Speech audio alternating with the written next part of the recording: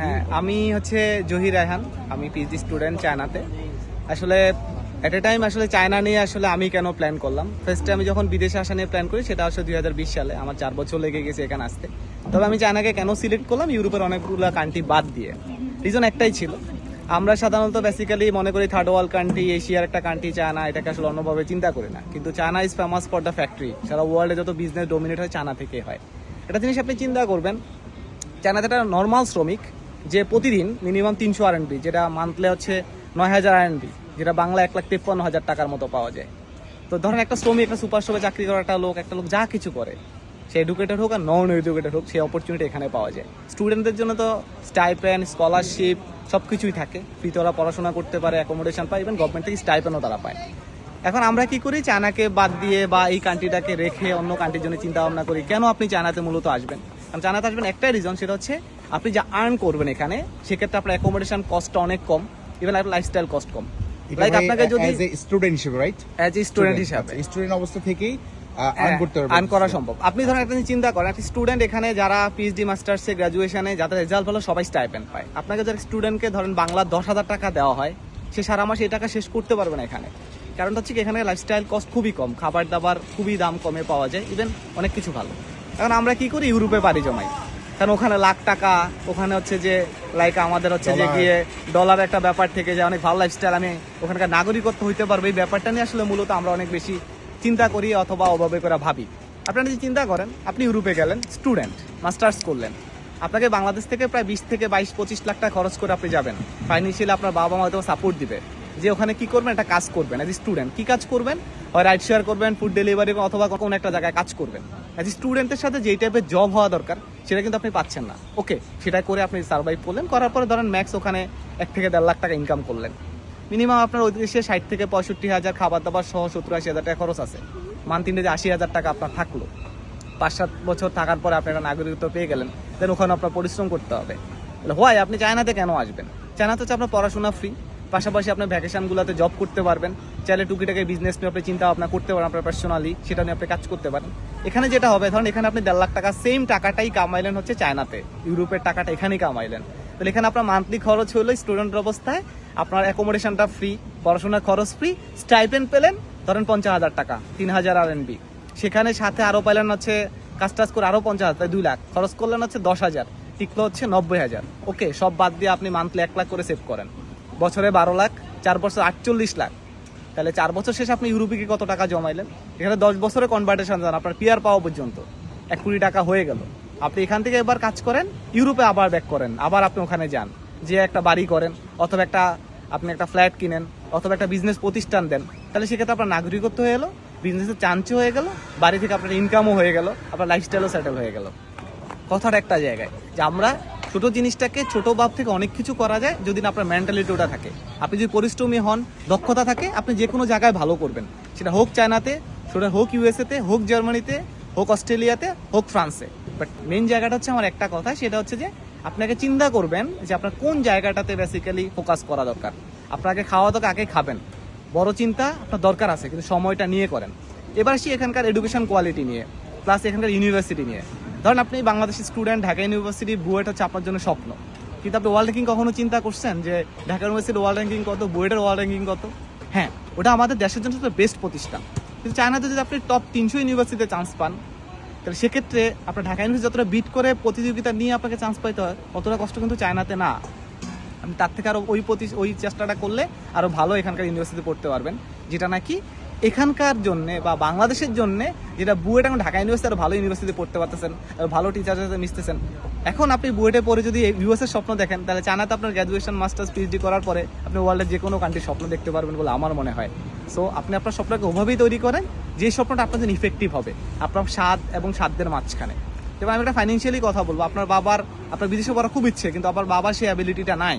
উনি দেখা গেল কি 15-20 লাখ টাকা ওনার পক্ষে সম্ভব না। আরে ভাই, আপনি 2-3 লাখ 4 লাখ খরচ করে চায়নাতে চলে আসেন, এখানে আপনি ভালো কিছু করেন, দেন ওই টাকাটা আপনি সেভ করে পরবর্তী সময়ে আর একটা বড় ধাপ চিন্তা করেন, যে আপনার জীবনের জন্য অনেক বেশি কাজে লাগে। ভাই এখানে আমার কিছু কোশ্চেন ছিল, আমার কোশ্চেন না, বেসিক্যালি এখানে বাংলাদেশের থাকা অনেক শিক্ষার্থীর কোশ্চেন, অথবা শিক্ষার্থীর যে প্যারেন্টস গুলো আছে তাদের একটা কোশ্চেন চায়না সম্পর্কে। তো আমি যতদূর জেনেছি যে চায়না এডুকেশন সেক্টরটাকে তারা এটা অ্যাজ এ ঈশ্বর হিসেবে তারা এটা মানে যে হচ্ছে যে আমাদের দেশে অথবা বাইরের দেশ যখন আমাদের দেশে আসবে আমরা তাদেরকে বিভিন্ন রকম অপরচুনিটি দেবো, যেরকম স্কলারশিপ দিচ্ছে প্লাস বৃত্তি, মাসিক বৃত্তি সহ দিচ্ছে। এইটা বাংলাদেশের আমরা যারা আছি, বাংলাদেশের যারা স্টুডেন্ট গুলো আছে তারা একটা ভ্রান্ত ধারণা চায় না স্কলারশিপ দিচ্ছে এটা কেমন কি, তো অন্যদিকে পাড়ি জমাইতে। এই দৃষ্টিকোণ থেকে আপনি বাংলাদেশের শিক্ষার্থী সহ অভিভাবক সমাজকে উদ্দেশ্যে কিছু একটু বলুন। ওকে, আপনার আসলে যেটা হবে, আপনি ওয়ার্ল্ডের যে কোনো কান্ট্রির জন্য চিন্তা করবেন, কোনো সমস্যা নাই। সেটা যদি আপনি চিন্তা করেন গ্র্যাজুয়েশন আপনার ছেলে মেয়ে অন্যান্য দেশে চান্স পাবে কিনা সন্দেহ।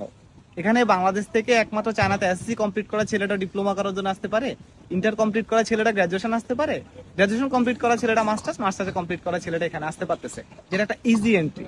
তাহলে চায়নাতে আপনি কেন আসবেন, বা প্যারেন্টসটা কেন আপনার ছেলে মেয়েকে চায়নাতে পাঠাবেন? ফার্স্ট অফ অল হচ্ছে China world class degree provide করে, যেটা হচ্ছে ওয়ার্ল্ডের টপ র্যাঙ্কিং ইউনিভার্সিটিগুলো এখানে পাওয়া যায়। সেকেন্ড হচ্ছে জব নিয়ে টেনশন করতে না, কারণ ওয়ার্ল্ডের বিজনেস হাব বলা হয় চায়নাকে, সারা world is dominate by business in China. ওয়ার্ল্ডের ফ্যাক্টরি এখানে। আপনার ছেলে ইঞ্জিনিয়ার, আপনাকে খুঁজতে হবে না জব, ওরাই আপনাকে খুঁজে নিবে, কারণ এখানে প্রত্যেকটা ইউনিভার্সিটিকে বড় বড় অনেক কোম্পানিকে স্পন্সর করে। এছাড়া আপনার ছেলেকে থাকা ফ্রি দিচ্ছে, এডুকেশন কস্ট ফ্রি দিচ্ছে, পাশাপাশি স্টাইপেন্ড দিচ্ছে, যে টাকাটা দিয়ে সে খরচ করার পরেও আপনার জন্য কিছু টাকা পয়সা পাঠাইতে পারতেছে বাংলাদেশে, যেটা তো তার জন্য হেল্পফুল। এখন আপনার ছেলে এখান থেকে গ্রাজুয়েট হলো অথবা মাস্টার্স কমপ্লিট করলো, তার জন্য অপরচুনিটি কমে গেল না, বরং বেড়ে গেল। সে মাস্টার্স কমপ্লিট করে ছেলের বেতন যদি বাংলাদেশে জবে জয়েন করে মিনিমাম 12,000 RMB, যেটা বাংলায় 2 লাখ টাকার কাছাকাছি।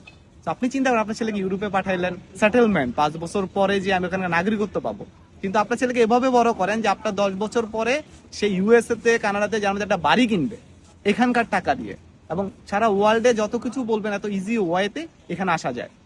কেন আসবে এখানে? চায়না কোম্পানি স্টুডেন্টদের জন্য ওদের অ্যাকোমোডেশনটা যেরকম ফ্রি, এডুকেশন কস্ট ফ্রি, চিকিৎসাও ফ্রি, তার সবচেয়ে বেশি ফোকাস করে এখানে চিকিৎসা এবং শিক্ষা, এই দুটো জিনিসকে সবচেয়ে ভালোভাবে ফোকাস করে। এবং আমার ধারণা মতে this is the safe country in the world. আপনি লাইক ধরেন 10 কোটি টাকার ডায়মন্ড রাস্তায় ফালাই দিচ্ছেন, এটা কোনোদিন আপনাকে কেউ ধরতে আসবে না, বরঞ্চ এইটাকে যদি আপনি পুলিশ পায় নিয়ে আপনাকে কল করবে যে ভাই এটা এখানে চলে আসছে। এখানকার এত সুন্দর পরিবেশ, রাস্তায় একটা পলিথিন ফুল আপনার মনে হবে যেটা জাদু করে নিয়ে রাখি। এবার আসি খাবার নিয়ে। এখানকার হালাল হারাম নিয়ে অনেক একটা প্রবলেম থেকে যায়। হালাল ফুড ইজ অ্যাভেলেবেল হেয়ার, তো কোনো সমস্যা নাই। পাশাপাশি খাদ্যে ভেজাল নিয়ে বলি, ধরেন কোনো একটা লোক খাবারে ভেজাল করলো, ফরমালিন দিল, এখানকার অবজারভের টিম, যে প্রভিন্সের ওরা অবজারভের টিম এসে যখন দেখবে এই খাবারটা যদি মরণঘাতী হয়, তাহলে তাকে মেরে ফেলার জন্য তার শাস্তি হতে পারে, ইভেন তার ব্যবসায়িক লাইসেন্সও ক্যান্সেল হয়ে যেতে পারে, তার জমানো সকল অর্থ গভর্নমেন্ট আত্মসাৎ করে দেয়, ফিউচারে সেই টাইপের কোনো কাজ করতে না পারে। তার মানে বুঝেন কেন তারা খাদ্যে ভেজাল করে না, বিকজ অফ দ্যাট তারা তাদের নেক্সট জেনারেশনকে নিয়ে ভাবে। আজকে ভেজাল খাওয়ার জন্য পরবর্তী জেনারেশন ট্যালেন্টেড হবে না, তাদের ব্যবসা লস হবে, টেকনোলজিক্যাল ডিগ্রোথ খাবে, এবং তাদের মেধাশূন্য হয়ে যাবে জাতি, যাদের তারা কখনো খাবারে ভেজাল করে না। এবার কেন বেটার কোয়ালিটি এডুকেশন? কারণ একটা ভালো মানুষ যখন ভালো পড়াশোনা করবে, সে ভালো কিছু শিখবে, দেশের জন্য উন্নয়ন হবে, জাতির জন্য উন্নয়ন হবে। কেন চিকিৎসা? মানুষ অসুস্থ হইতে পারে, একটা চিকিৎসা হতে অনেক বেশি খরচ হয়ে যায়, কারণ মানুষের জীবন মারা যাবে। এখন দেখা গেল একটা লোক ইঞ্জিনিয়ার, সে একটা দুরোগ্য রোগে অসুস্থ হয়ে মারা যাচ্ছে, যদি টেকনোলজিক্যালি স্ট্রং এবং যদি চিকিৎসা স্ট্রং না হয়, তাহলে এই ইঞ্জিনিয়ারটাকে তারা হারাই ফেলবে। সো দ্যাটস দ্য রিজন তারা এই জিনিসগুলোকে ফোকাস করে, এবং তারা ফরেনারদেরকে সবচেয়ে বেশি অপরচুনিটি দেয়, as like the friend is China. So আপনারা সবাই নিঃসন্দেহে কোনো কোচবোধ ছাড়াই আপনাদের ছেলে মেয়েকে এখানে পাঠাইতে পারেন। আমার বাবা মা, আমি নিম্ন মধ্যবিত্ত ফ্যামিলি থেকে আসছি, আমার স্বপ্ন ছিল এখানে আসছি, আমার বন্ধু বান্ধব আমাকে হেল্প করছে যারা চায়নাতে ছিল, দ্যাটস ওয়াই আমি এখানে চলে আসছি। আলহামদুলিল্লাহ আমি অনেক ভালো আছি, এবং আমি আরো ভালো করার চেষ্টা করবো আর কি, ইনশাআল্লাহ। ধন্যবাদ ভাই আপনাকে। আমার আরেকটা লাস্ট কোশ্চেন আপনার কাছে, যে চায়নার সিকিউরিটি সম্পর্কে আপনি বলেছেন, এবং চায়নার গভর্নমেন্টের কিছু কিছু মানে রুলস গুলো একটু বলবেন কাইন্ডলি, যে পুলিশের রুলস এন্ড রেগুলেশন সম্পর্কে জাস্ট এক মিনিট শেষ করবেন। আচ্ছা, সেটা হচ্ছে ভাই, আসলে আপনি সিকিউরিটিটা হচ্ছে মূলত এখানে হাই সিকিউরিটি একটা কান্ট্রি। এখানে আপনি রাস্তায় গুলো পুলিশও পাবেন, ওরকম কিছু না, আপনাদের সবকিছু ওপেন, যেহেতু আপনি 18+। বাট কিছু রেস্ট্রিকশন আছে, এটাই আপনাদের একটাই সমস্যা, জানেন পিআর পাওয়া যায় না, এটা ওটা। এখানে পুলিশগত পার্সোনালি কোনো ইয়ে নাই। এবং এখানে একটা মজার ব্যাপার হচ্ছে, লাইক আপনি যদি ওরকম কোনো ক্রাইম করেন, ধরেন সেই ক্রাইমটা ধরেন আপনি কখনো মারামারি বা কোনো ঝামেলা বা কোনো কিছুর জন্য চিন্তা করছেন, এই টাইপের জিনিসগুলোতে বেসিক্যালি হয় কি, যে ভাই এটা সব দেশের জন্য ক্রাইম, দেশে মারামারি করলেও ক্রাইম, এখানেও কোনো ক্রাইম, তবে এখানে অবজারভেট করবে দোষের নিয়মটা কার বেশি। আপনি মারামারি করছেন, যে মারামারি তার জন্য জরিমানা 50, যে মারামারি তার জন্য 50। সেক্ষেত্রে এখানে সবাই আসে সেভাবে করে চিন্তা ভাবনা করতে আসতে। তো এখানকার যেটা হয়েছে যে আপনি যদি ঠিকঠাক মতো আপনার যে কাজটা ঠিকঠাক মতো করেন, কোনো দেশের কোনো বাধ্যবাধকতা, কোনো নিষেধ নেই, আপনি লিগাল সবকিছু এখানে করতে পারেন, ইলিগাল কোনো কিছু নেই, আপনি কখনোই কোনো কিছু অ্যাড হইতে পারবেন না। অসংখ্য ধন্যবাদ জহির রায়হান ভাই আমাদেরকে সময় দেওয়ার জন্য। China edu consultancy and kind edu কনসালটেন্সির পক্ষ থেকে আপনাকে অসংখ্য ধন্যবাদ। জি, ভালো thank থাকবেন। you ভাইয়া। আসসালামু আলাইকুম। ওয়ালাইকুম আসসালাম।